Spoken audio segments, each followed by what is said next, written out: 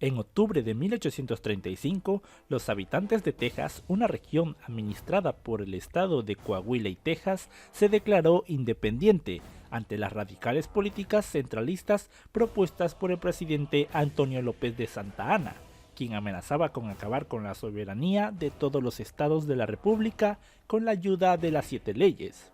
Texas no fue el único territorio en declarar su independencia, pero sí fue de los pocos que lo consiguió.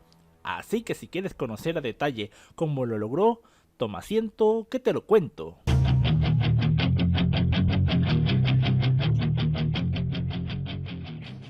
En el año de 1797, un estadounidense, Moses Austin, migró de su país a la Luisiana, territorio español cedido por Francia a través del Tratado de París de 1763, donde juró lealtad a la corona española y gracias a ello se benefició del trato preferencial que recibían los migrantes.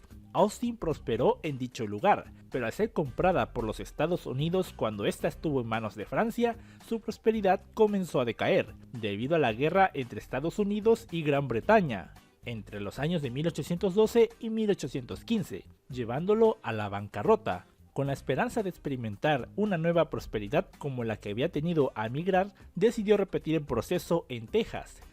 En el año de 1819, la corona española firmó el Tratado de Adán-Onís, donde delimitó las fronteras con los Estados Unidos. El virreinato de la Nueva España necesitaba poblar el norte de su territorio, así como reubicar a todos los ciudadanos españoles que quisieran abandonar los Estados Unidos y migrar a algún territorio del imperio. En este proceso, Austin llegó a Texas, donde los únicos colonos que obtenían estos beneficios eran los españoles.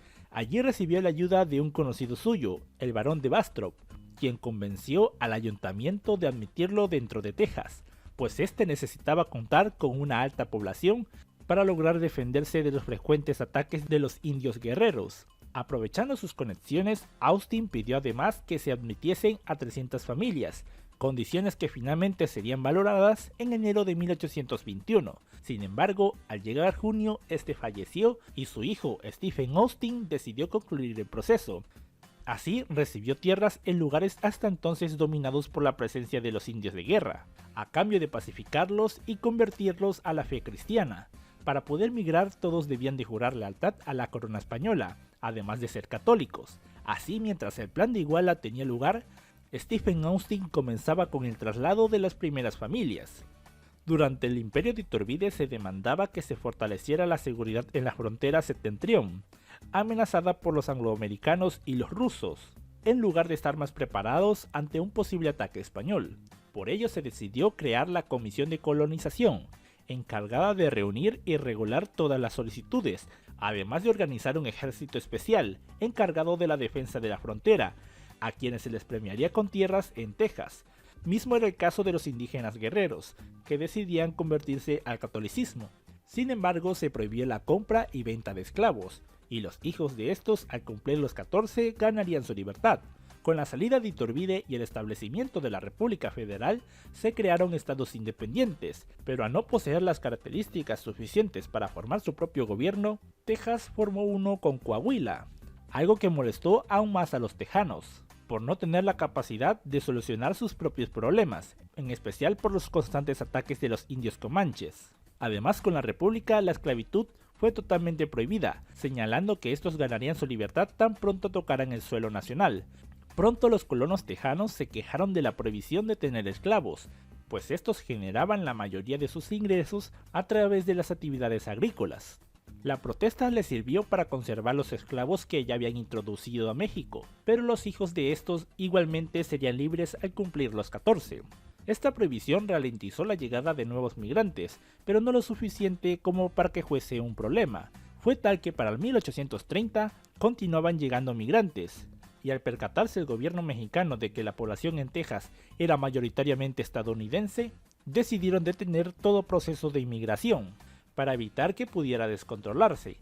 Además, los beneficios que los migrantes recibían fueron recortados, pues estos tenían validez durante los primeros 7 años. Así, los colonos estadounidenses que hasta entonces vivían libres de impuestos se vieron obligados a pagarlos, lo que sumado a la prohibición de la esclavitud y a la prohibición de la llegada de nuevos migrantes, desarrollaron nuevas protestas, sucediendo así el disturbio de Anáhuac de 1832, donde los colonos se enfrentaron a las autoridades mexicanas del gobierno de Anastasio Bustamante, a la vez que reconocían la rebelión que dirigía el general federalista Antonio López de Santa Anna, la cual triunfó y obligó a Bustamante a exiliarse del país. Entre 1832 y 1833, los colonos de Texas celebraron convenciones en las que acordaron solicitar al gobierno de Santa Anna una extensión del tiempo que estarían libres de impuestos, así como la separación administrativa de Coahuila para formar su propio estado, y la derogación de la ley que impedía la llegada de nuevos migrantes anglosajones. De todas estas peticiones que presentó Austin en la Ciudad de México, solo se cumplió la última, y al interceptar una carta de Austin en la que incitaba a los tejanos a no reconocer la respuesta del gobierno, fue encarcelado y no saldría hasta 1835. La situación empeoró cuando en abril de 1834 el general Antonio López de Santa Anna, quien hasta entonces había estado enfermo, regresó a la política y asumió la presidencia jurando continuar con las políticas federalistas, pese a las molestias de los centralistas. Sin embargo, este revirtió las reformas liberales de su vicepresidente Valentín Gómez Farias y comenzó a construir un nuevo entramado legal de corte centralista conocido como las Siete Leyes, que en efectos prácticos desapareció la autonomía de los estados, ahora llamados departamentos, y concentró todo el poder en un gobierno central, convirtiendo a la República Federal en una república centralista. Mientras estas leyes comenzaban a aplicarse y construirse, estados como Zacatecas, Nuevo León y Coahuila y Texas se rebelaron contra las políticas de Santa Anna, quien rápidamente los reprimió con el uso de las armas. Así el gobernador de Nuevo León fue sustituido por uno más afín al gobierno central. La situación en Texas era tensa. En ella habían partidarios de todos los tipos. Estaban quienes abogaban por la lucha contra el gobierno y defender su soberanía, aquellos que querían lo mismo, además de ser un estado independiente, los que querían formar su propio país debido a las políticas antiesclavistas y centralistas del nuevo gobierno, y los que desde 1830 venían con instrucciones del gobierno de los Estados Unidos para causar disidencia entre los colonos y para que abogaran por integrarse a los Estados Unidos. Todo saltaría por los aires en octubre de 1835, cuando en la ciudad de González un destacamento mexicano llegó a recuperar un cañón que había sido prestado a los colonos para protegerse de los asaltos de los indios comanches. Sin embargo, los tejanos se negaron a entregarlo, lo que derivó en un enfrentamiento, el cual fue utilizado como excusa por quienes querían la independencia tejana, para alentar a una rebelión. Así, finalizada la batalla de González, los rebeldes asaltaron el pueblo de Goliat y después sitiaron San Antonio. Mientras esto sucedía, Santa Anna hizo todo lo posible por construir un pequeño ejército de 6.000 hombres, desprovistos de suministros y con armamento viejo de la colonia, el cual hizo marchar desde San Luis Potosí hasta el lugar de la batalla, lo que provocó que su ejército se desgastara por la complejidad del terreno. Además, durante su marcha, sus tropas saquearon y robaron muchos pueblos para abastecerse de víveres y mulas muy útiles para transportar todos sus suministros, algo que se podría haber evitado si hubiese decidido transportar a todas sus tropas por mar.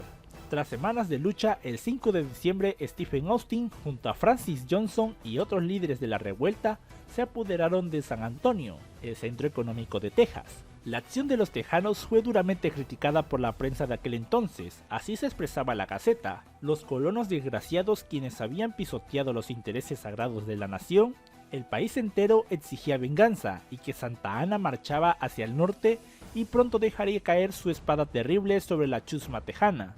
Una vez en territorio enemigo, Santa Anna encargó a su general Urrea avanzar desde Matamoros, y el 23 de febrero de 1836, Santa Anna y sus fuerzas sorprendieron a los insurgentes en el Álamo. Mientras tanto, un gobierno provincial en Texas buscaba que su país vecino reconociera su soberanía como nación independiente. Fue aquí que los espías y partidarios de la anexión a los Estados Unidos entraron en movimiento y rápidamente, el 2 de marzo, se presentó y adoptó la Declaración de Independencia estableciendo a Texas como una nueva nación soberana. Por su parte, Santa Anna a la mañana del 6 de marzo entró con el grueso de sus tropas al Álamo, donde derrotó a los colonos y ordenó la ejecución de todos los prisioneros capturados, pues según la ley, todo rebelde sería considerado como pirata y recibiría la pena capital. Este acto enfureció a los gobernadores, pues sembraría la semilla para que un nuevo acto de rebeldía se suscitase en el futuro. Las victorias de Santa Anna frente a los tejanos continuaron, gracias a la habilidad de su nato general, Urrea, quien derrotó constantemente a los tejanos, y mataron a todos los prisioneros, incluso a aquellos quienes se rindieron a cambio de que perdonaran su vida, y devueltos a los Estados Unidos, pues los Estados Unidos habían estado apoyando la revuelta con pertrechos militares y tropas ocultas como mercenarios. Además, el gobierno de Nuevo León aseguraba que los tejanos habían contrabandeado armas y caballos con los indios guerreros, para que estos atacasen los departamentos y no pudieran unirse a la causa. Las fuerzas mexicanas comenzaban a cercar González, donde el general Houston y sus tropas les esperaban. La batalla final se desarrolló en el río San Jacinto, donde Santa Anna, quien comandaba a todo su ejército, se separó del grueso de las tropas debido a la crecida del río, y confiado de su victoria, decidió descansar con un grupo que le seguía, en lugar de ir con todas sus tropas juntas. Esto dio la oportunidad perfecta a las tropas de Houston, quienes en la tarde del 21 de abril se lanzaron sobre el pequeño ejército, al cual derrotaron abrumadoramente. La batalla duró tan solo 18 minutos, y allí Santa Anna fue capturado, y con la condición de perdonar su vida, fue obligado a ordenar a su general Urrea, quien en ese entonces ya se encontraba listo para aplastar a los rebeldes, que retirara sus tropas. Y una vez no quedó ni rastro del ejército mexicano, el 14 de mayo fue obligado a firmar los tratados de Velasco, donde reconoció a Texas como nación independiente, además de jurar a hacer todo lo posible para que su país no buscara represalias, algo que Santa Anna sería incapaz de cumplir, pues fue destituido de su cargo. Así se expresaban algunas personas del actuar de Santa Anna en el semanario oficial del Nuevo León. Se nos ha entregado en Texas como borregos de ofrenda. Santa Anna carece de valor para aceptar con nobleza la desgracia de su propia ambición irracional le había causado. Su política insensata y cruel de ejecutar a los rebeldes capturados había cubierto al país de ignominia y vergüenza. El gobierno mexicano, ahora al mando de Anastasio Bustamante, quien había vuelto de su exilio, se negó rotundamente a reconocer a Texas como un país independiente. Sin embargo, otros eventos como la guerra de 1837 contra Francia y la próxima rebelión del Río Grande hicieron complicado organizar un ejército que fuera capaz de luchar contra los tejanos, quienes ahora se encontraban bajo el cuidado de los Estados Unidos.